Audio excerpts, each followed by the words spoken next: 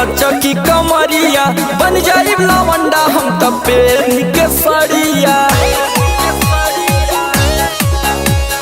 जय माता दी बोली बोली लचकी कमरिया बन जाई लवंडा हम त पेनी के सड़िया।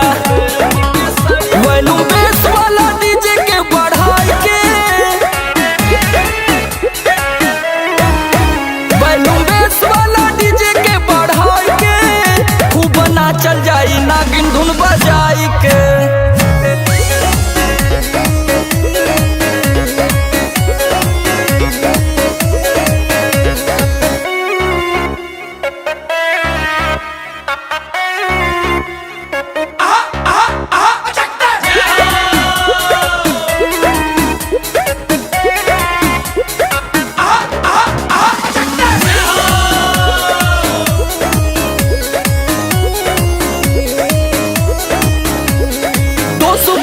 कटी जाई माई के दुआरिया साल भर धारी ना कवनो बेमरिया।